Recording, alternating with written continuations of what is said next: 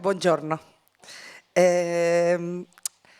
So yes, I'm gonna, instead of start speaking, I'm just gonna show you a video a little bit about the way we see participatory video at InsightShare, and then we are gonna start the keynote.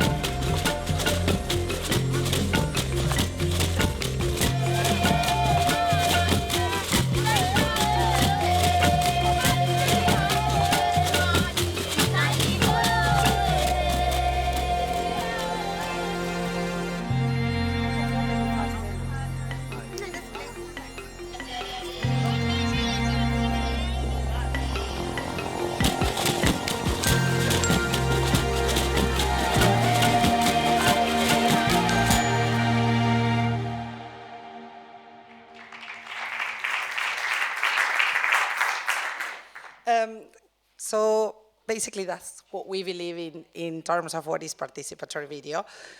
It's a mean to an end. And that end is not just making a film, it's normally creating change in a certain issue, in a certain community.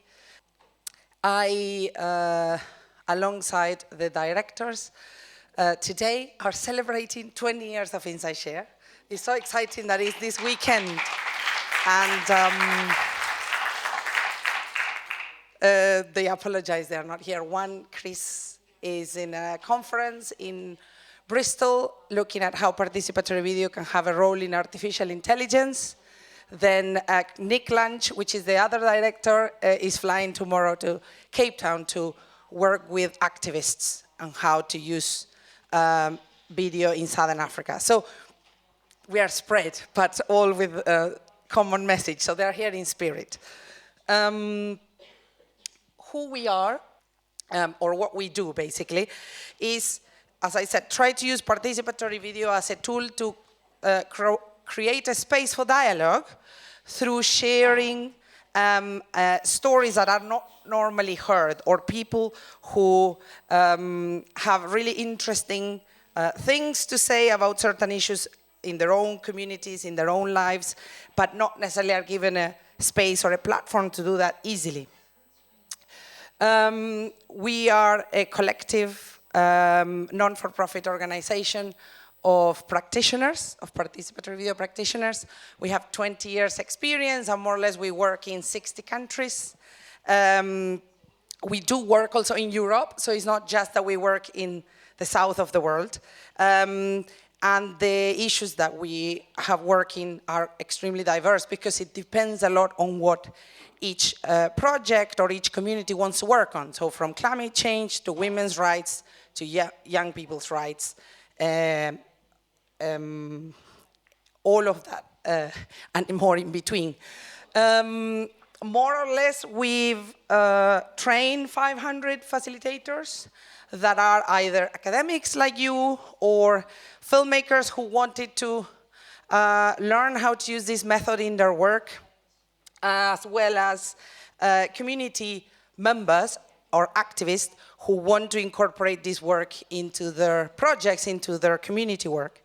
And we worked in projects where the videos have massive audiences, online, UN conferences, but also in projects where actually the audience is the neighbors of that community group. Because the main thing is that each group defines the purpose and who they want to talk to. This is a tool to create dialogue and create conversations to act, rather than mostly focusing on massive distribution. So for us, participatory video is a technique, it's an approach, it's a method, or a set of techniques where people who are not experts can come together and create a film. We've worked from 10 years old to 90, and all in between. Normally people learn how to make films through games and exercises. We use experiential learning for them to learn by doing and reflecting on the technical side of things, as well as on the issues that they want to work on. We use storyboard as a planning method. We don't use script because we work many times with people who don't feel so comfortable with reading and writing, no matter where in the world we work. So a storyboard is a tool that even if people don't feel comfortable drawing, it's relatively easy for them to agree, reach consensus on after a process where they've been discussing about the issues. We use lots of participatory methods to help people unpack those issues, then kind of think of a collective narrative that they want to represent on a film. And this normally involves a lot of talking to each other. We normally do documentary-style films, although in some projects docudrama is there, but it is a lot about discovering and unpacking an issue in a community, and sometimes people that wouldn't talk to each other in a regular context, in this process they do. And they are able to show the best as well as the worst, in many cases, of a community. Many times they interview or interact with decision makers directly, those decision makers being either politicians or civil servants or companies or NGOs that are influencing a reality, a topic in that community. So they involve as much as possible everybody who has a say on that issue they care about. We support people to do every step of the production and post-production. So they take absolutely every editorial decision. We use a method called participatory editing, where people collectively watch the footage and select what to use when. Even if they have the storyboard as their guiding ground, they do take all of those decisions together. And then they normally, if a project has the resources and the time, they also learn how to do computer editing. If that's not possible, normally a facilitator would put the film together, but only following the creative decision-making of the group, not necessarily the typical role of an editor, which is, has a bit more freedom to decide creatively how to put together the narrative. The key aspect for us is not just the production. The screenings are crucial for a project to create that dialogue. So people get together and organize screenings, events, where first face-to-face discuss the topics, and at community level as well as with decision makers, to create action plans on that topic. So it's not just about how lovely is the film or not, but it's a lot about, if we're discussing climate change, what are the strategies we're going to take to work on that issue today, or women's rights, or any of the issues that they would put together in the film. So it's concrete. The idea is that there is going to be action after that, or at least there's going to be conversation and there's going to be a growth in critical thinking on those issues. We don't see the camera as a camera. We see it as an opportunity for people to listen to each other better. That's why we say it's like an ear. We can't interrupt somebody speaking when we're watching them on film. It's a mirror because it has an effect when you watch. In the workshops, people watch themselves speaking many times to watch the rushes and select things. And it has a really positive psychological effect when you are able to kind of listen to yourself and make sense of your thoughts. So it's also a mirror for a community and for a person. It's a torch for us because it can shine a light in innovators, in people at community level that are pushing boundaries on issues and many times are not known. And many times have answers to problems in communities. And for us also it's a travel machine because you can connect people that are not necessarily able to meet face to face. And they can listen to each other without somebody translating their thoughts. Like when you have an intermediary in between them. So the methods use some principles. I put some leaflets so you can access. All our resources are free. They are sadly in English, so I'm really glad to see Christina's handbook in Italian. But basically, you can access them on our website for free. So we use, these are kind of the cornerstones of the method. We use action, reflection, action for everything. So the pedagogy we use is people do things, they reflect about them, and then they act based on that reflection, both on issues as well as on the technical learning.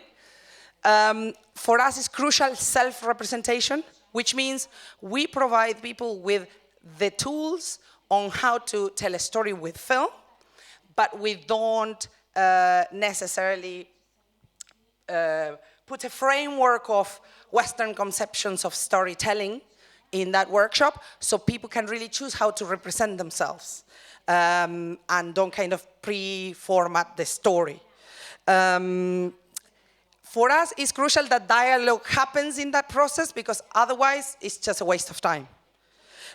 People have to be able to discuss and learn from each other, and all the work we do, like many other participatory approaches, is based on the theories in the 70s from Paulo Freire, a Brazilian pedagogist that worked a lot on adult literacy, but the conceptions are or have transpired in many other participatory approaches which look at helping people through dialogue grow in critical consciousness and take action in their lives. So dialogue is the base for growing that critical thinking. Collective ownership also is crucial for us. We always say our partners are brave because we always tell them from the beginning that the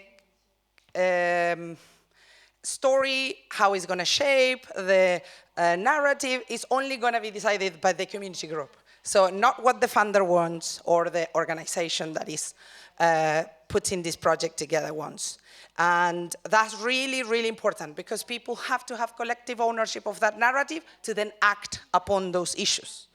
Otherwise, is tokenistic exercise of participation and not engagement, real engagement that can lead into some kind of emancipatory empowerment.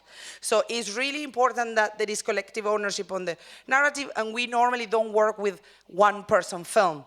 So there are lots of people out there doing more citizen journalism when individuals make their own films. The way we work is a collective narrative. A group of people works together around an issue, trying to represent that issue. And even if, let's say, that group is 10, 15 people, they are going to do screening of rushes at different stages in the process to involve feedback of many other people in that community to make as much as possible that narrative a collective narrative. And the other key aspect, of course, is that the participation and empowerment aspects are real. As I was saying, not tokenistic participation, but people can choose how to participate, when, to what extent. Ownership for us is quite crucial. We try more and more work only with Creative Commons. We don't work with copyright, that an organization is going to own the film of somebody. So people can have a common license and then they can share alike their films for non-commercial purposes. And then the empowerment aspect is that every project has to have a space for people to grow. Individually, we call that power within, growing self-esteem, growing whatever aspect that person feels like wants to use this process for, but also growing skills. In some cases, that's in concrete technical skills, because some people become really interested in the technical sides of making a film. But for other people, that is, for example, learning how to negotiate better, speak in public, work in a team, many other skills that they learn through this process, and then there are life skills that are useful for them. Then there is a process of what we call power with others, so a collective power process where normally we feel quite isolated, vulnerable, and insignificant to deal with big issues on our own. But when we create a collective to work together, definitely you feel much more powerful and that you can achieve things. So that's also part of the process, crucial. And then sometimes, depending on the aims of a project, the last component is what we call power over, but it's basically a marginalized group or a vulnerable group that normally does not have a chance to influence big decisions in their lives, like policies, like their land being taken away to be given to a company. They can affect those decisions through this process. But that's if that project has a name for advocacy. The main difference between a regular documentary making and participatory video is that they have in common the two first aspects, which is they both use the power of video to communicate complex issues and to influence audiences. That's the common. Now, the main difference on a participatory video is that also achieves all the other things below, which is trying to initiate change processes at community level, try to understand, help the community to understand and act on those issues, propose what we call homegrown solutions, which are not led by an outsider expert, but is based on people's lives' experiences of their problems. We always say there is space for every type of knowledge, but obviously we know scientific knowledge and Western knowledges have more power than traditional knowledge, for example. And it's important that people are able to go through a process of understanding that they have knowledge about their daily lives, and that's extremely important in policy making or in acting on change on certain issues. And is given space in the decision-making table. People are able to kind of explore and understand those issues better through the process, and develop skills, both obviously for video production, but also to engage wider members and to screen and to create debates and organize around that. So all of those things are the added value, I would say, comparing to a regular documentary process. We've used participatory video for lots of purposes, and many others out there, practitioners, not just us. Community development is one of the crucial ones, alongside with the use of participatory video for research, which have been happening since 1960s, particularly in social sciences and international development. But basically those research and community development uses, you're going to find so much published out there. Nobody can tell you, why are you going to use this for your research method? I'm like, there is lots of things published there. It's a valid and really rigorous method, so fight your supervisors. But for community development, what is interesting is that it's not an isolated tool. Of course, it has to add value to an ongoing process that a group is doing and help them reflect in that process, yeah? Now, advocacy is what I shared a little bit before, which is you have an intention to influence a stakeholder, a duty bearer, and tends to be somebody more powerful than you. You meaning the little community group that is doing this. And normally, we are an organization that promotes dialogue. It has to be peaceful, and it has to be non-violent, which means we believe people achieve more things through dialogue and proposing their solutions than just going on a strike. So we support that process, and I'm going to show you later some examples of when it worked. But many times, if you add this process to a wider campaign, it can have a lot of benefits in terms of how genuine the narrative created is, because this community group has developed it rather than a communications expert. We work for the last 10 years, since I'm part of InsightShare, on using it for monitoring, evaluation, and learning, as well as accountability. Raise your hand who knows these words, because they are obviously passwords and technical things. Good, okay. But basically in the international development sector, but also to some extent, governments may use monitoring, evaluation, or accountability to try to understand what they did right, what they did wrong in a specific program, in a specific policy. Those processes are normally led by experts on a theme, and people are consulted, or tend to be consulted in traditional ways, like answering a survey, or answering an interview, or going to a focus group, not necessarily being active members of that evaluation team. So there is section of evaluation and M&E focusing on participatory processes for monitoring, evaluation, and accountability. And inside that realm, we created, alongside other professionals, some options of how to use participatory video, where people can evaluate programs, can provide feedback on programs or policies. Another use is behavioral change. So if you want a group of people to change behavior, many times we are used to campaigns where the experts will create a narrative and then try to influence those people to change the way they grow food, a farmer, or people see gender-based violence. We've worked in processes where peers create those narratives. So it exists peer-to-peer conversations around those topics. And that, in our experience at least, tends to have a really, the word is not higher, I'm trying to find the right word in English, sorry, is bigger uptake. So we worked a lot with farmer-to-farmer sharing of innovations, but also in gender equality.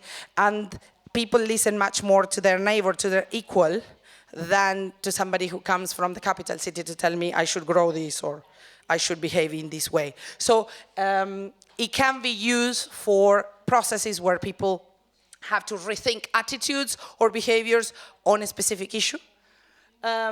We've also used it in humanitarian contexts, where, particularly in refugee camps, where it's quite problematic many times to use written communication because of multiplicity of languages, and video has been seen as an option for people to learn about a topic. And again, instead of just having a filmmaker to come and make a film about the topic, people creating the films themselves and then doing screenings. And also for accountability purposes recently as well.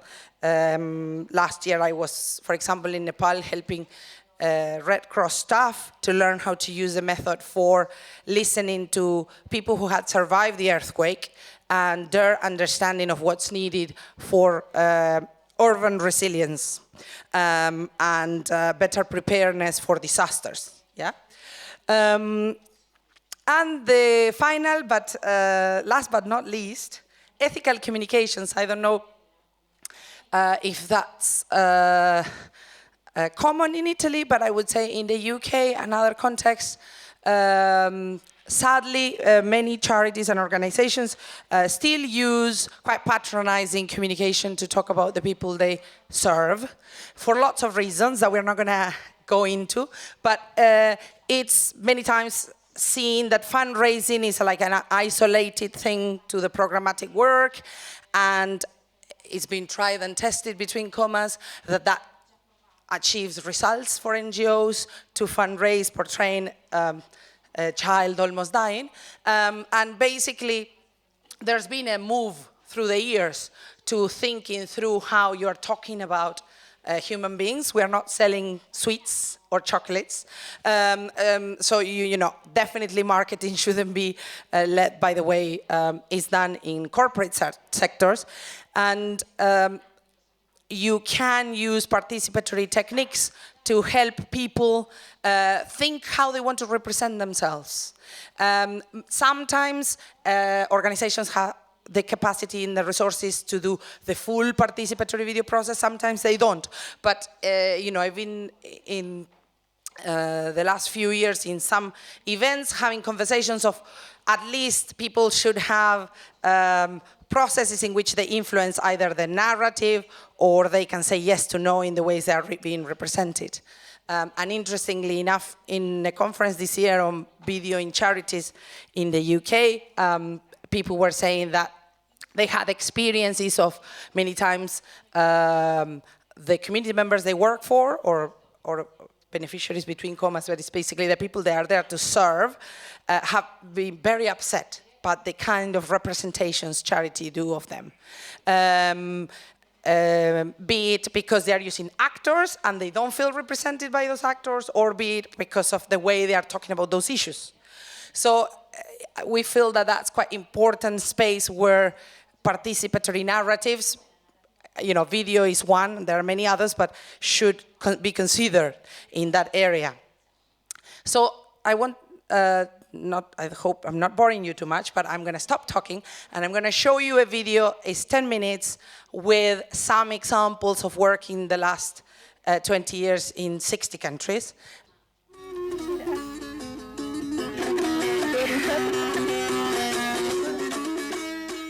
And we did a participatory video. This means like using video as a kind of tool for working with the community. And that project was really focused on helping them look at some of the issues that they were going through at that point in time after independence, after the collapse of the Soviet Union, so that they could start to think how they can solve these issues themselves.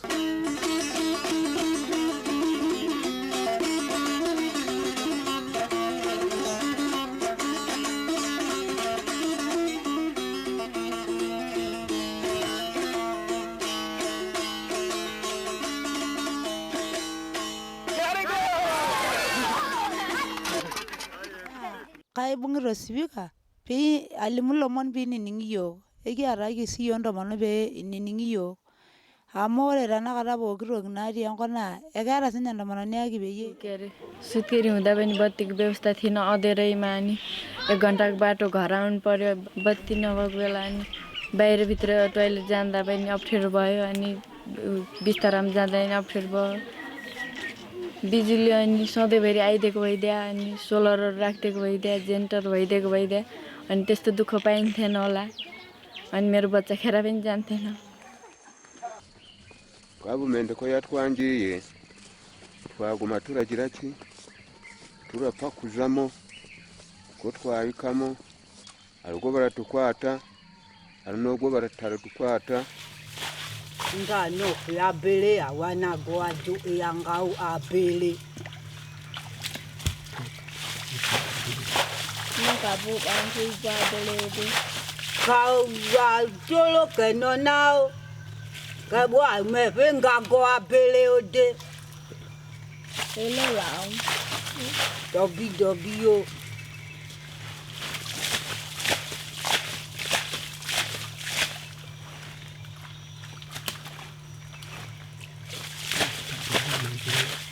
Iko agota abele wa meise wo amebo wa muebo jo abele wo agbobo wo atumba ndabo 마게 단체로 빠지고 땅도 뭐 희희리든 땅이게 따듯도 이열어날 소모리 크라서니 척척 산에 다 사지르기 그 주효되더니 미찰에 척한로서고 마침다 지르기 숨겨기는 면만 다서 되고 부르면 메타서고 디근에도 샤레리 담아도 삼서 조르스 더니 마게 다 생황이 허시지는 이톨 다 흉내가 세컨데 데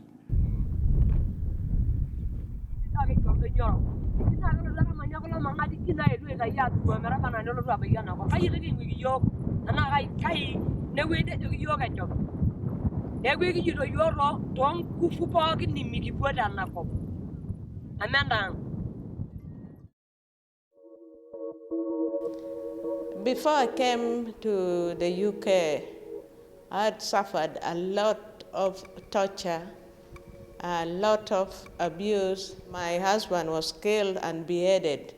I buried him without a head. Then my twin sister Jane and me and my father were shot dead in our father's house. My 3 children were abducted, and up to now I don't know where they are. I was beaten, raped. I had to bury my friends because that is what we did.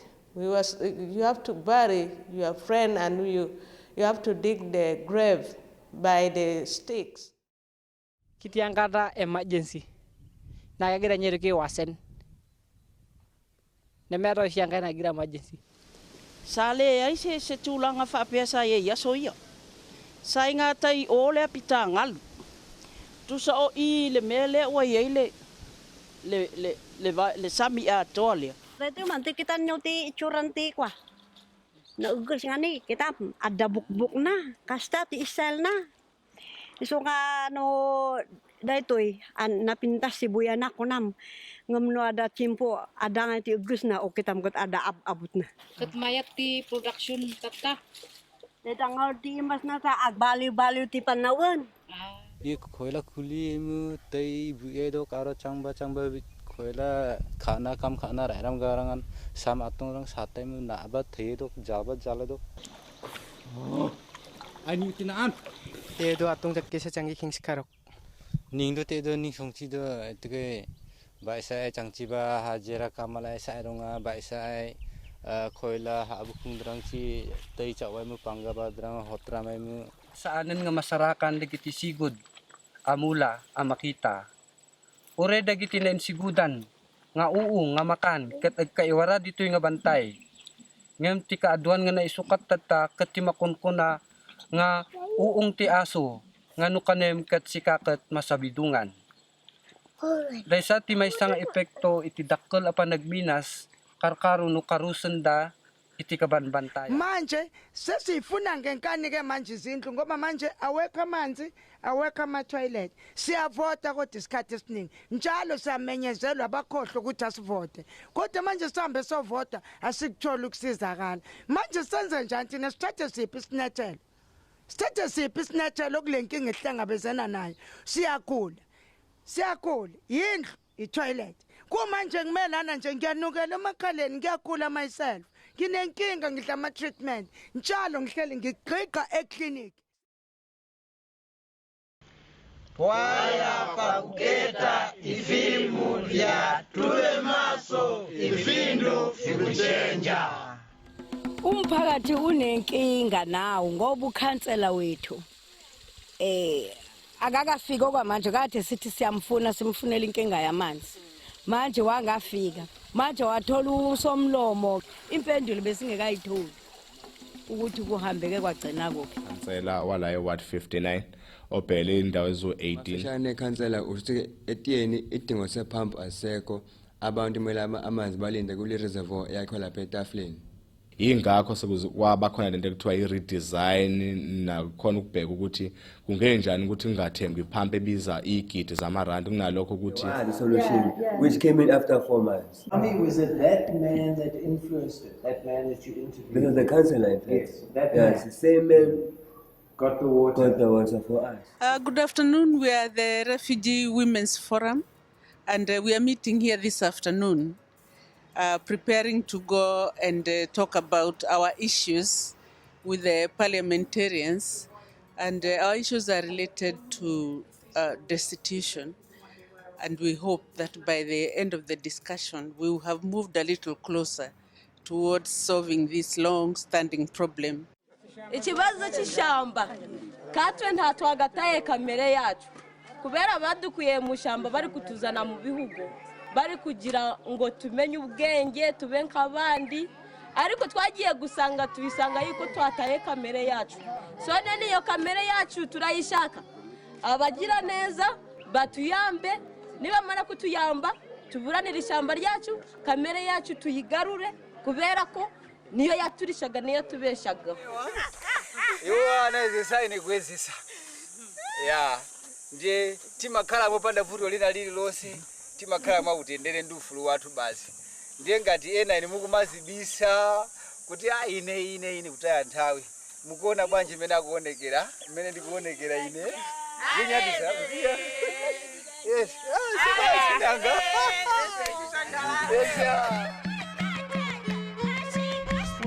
Tapela muta ita wamali de waitapaliana la suntai punku kita kitai guya yari ya ramnata waguya que está sean que está secándose la nieve porque está desmuriendo el agua porque no hay pasto que nuestros animales están muriéndose porque todo está cambiando todas esas cositas que nos dieron fuerza.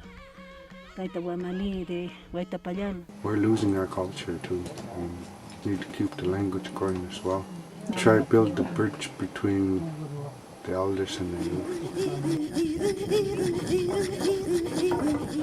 Njono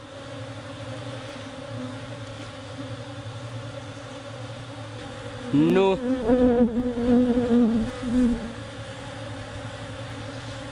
Mbenga Ndambenga Timi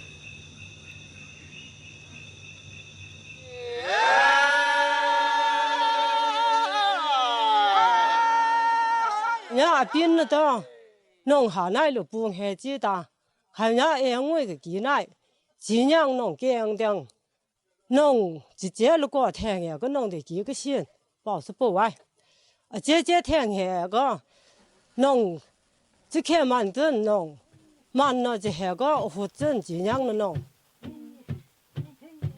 真正等于真太在好做老子路过，别那配合，真正的是我变过个。So nga, niman ituloy mi ilaban mi so ni panitakan mi janmang bantay so ni buday siya nung tanahaya kayo tanuan si irjay agkamabiyag siya siyawaw ni siyaga. Odramus na Queen Babito nyanda ngopanga. Nyali Josephine Sirega.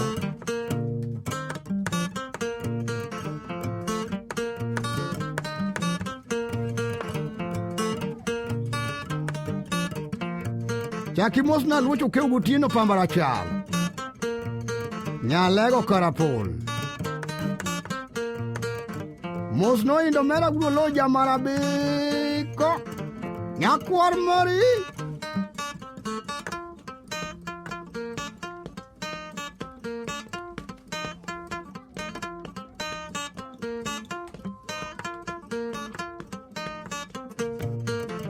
Oriti nyar wa mawa wabiro neno re kwa donjo dala mar bondo kanyo.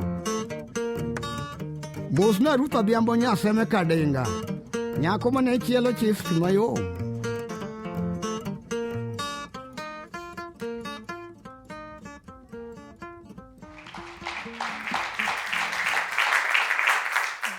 All the projects that appear there are for public use, because many times group says we don't want our videos to be public, they're only for our community.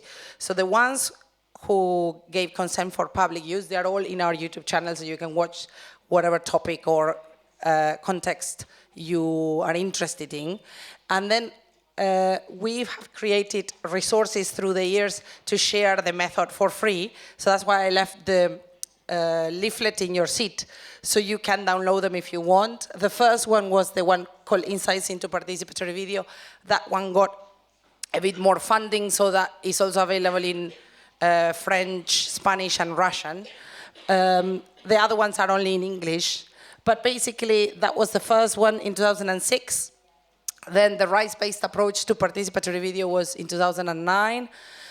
We launched that one with UNDP, but basically looking at using it for advocacy, and you have all the steps and the games and the exercises there.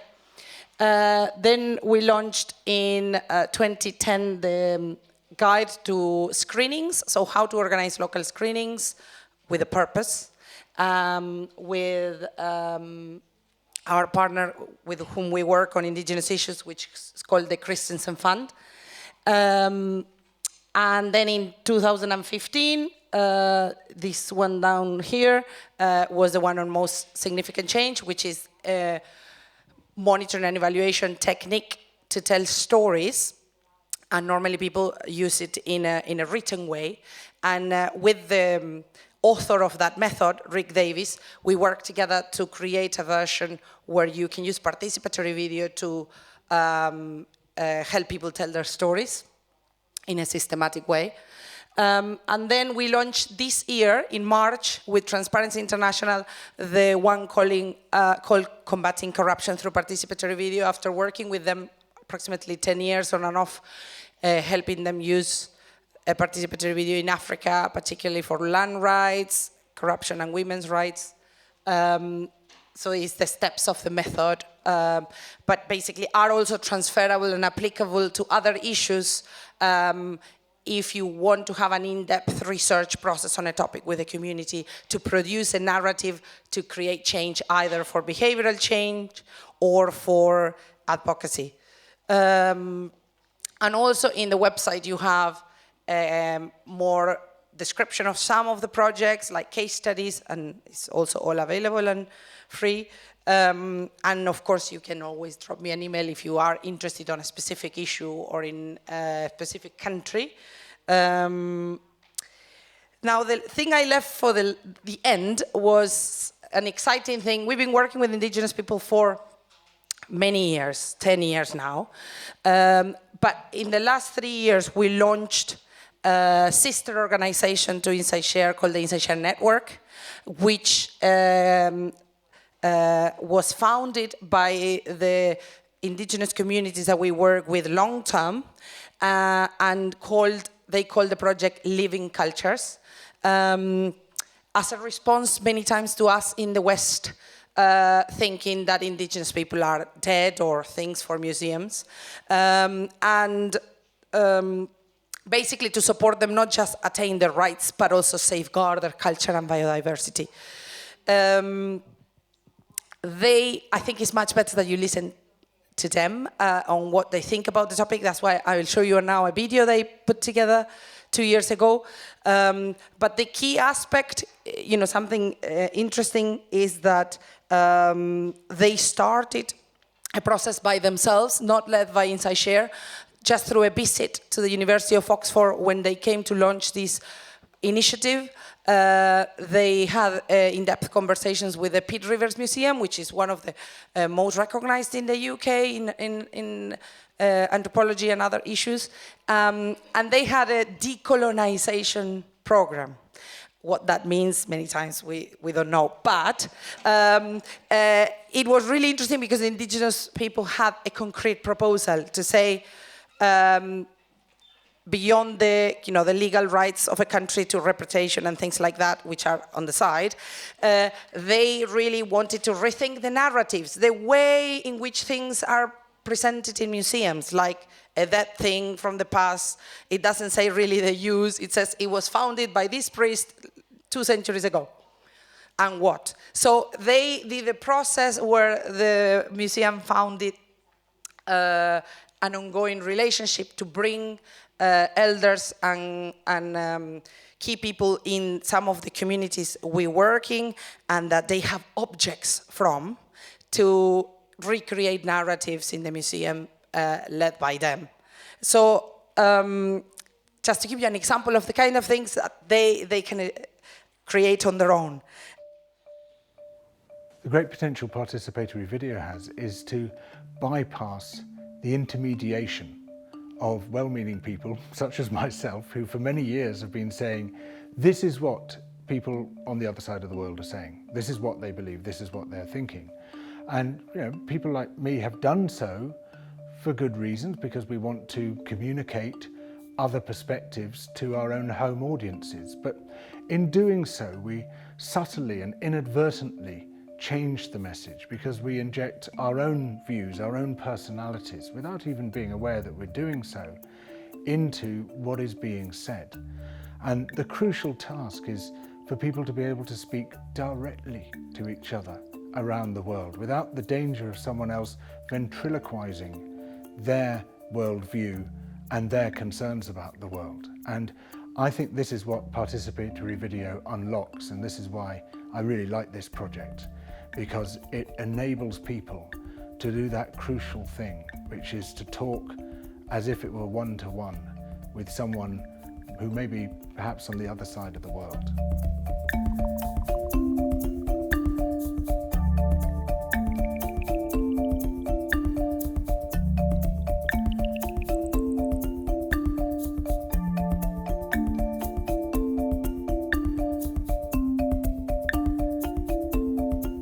This participatory video has brought in the voices of the women, the perspective of the rural women, and especially on important issues on the livelihood of the people, on the culture, social cohesion of the community. It has done a lot of change in our way of approach, especially in trying to bring about positive change in our own communities.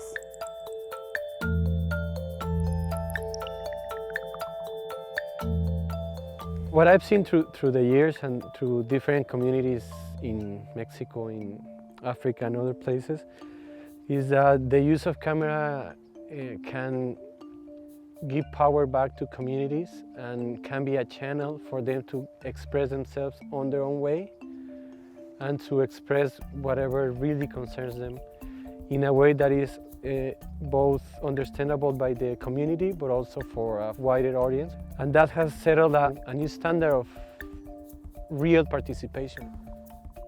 Well, I can say that PV is bringing unity to our communities because it's opening dialogues and not only Yaqui people, also with others in Sonora. It's like to have a great opportunity to speak freely and say what you need to say or what is your heart want to say.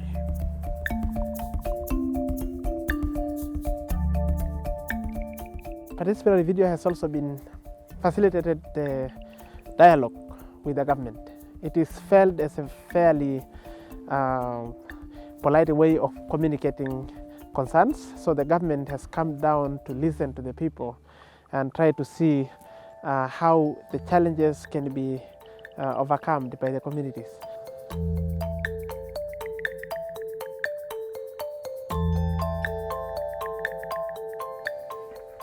La experiencia que me llevo de este viaje es que sé que, aunque vengo de otra comunidad, reflejada en los demás, porque sé que nosotros estamos haciendo una lucha, que debemos de apoyarnos y eso me hace sentir bien y sé que no estoy sola.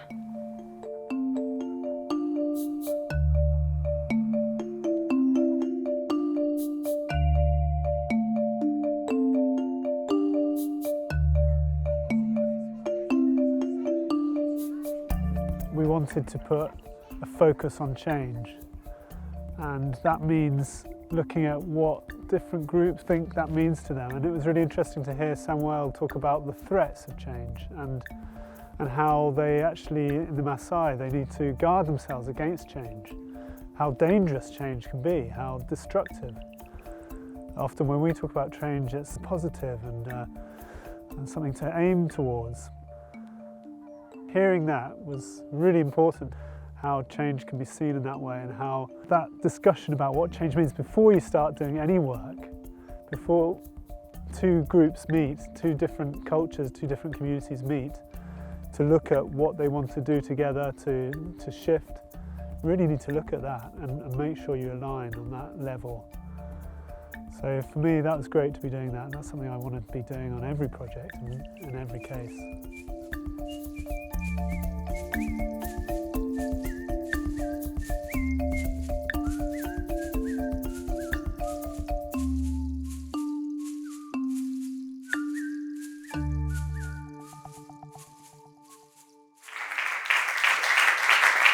Io ringrazio tantissimo Soledad, grazie ancora. Prego.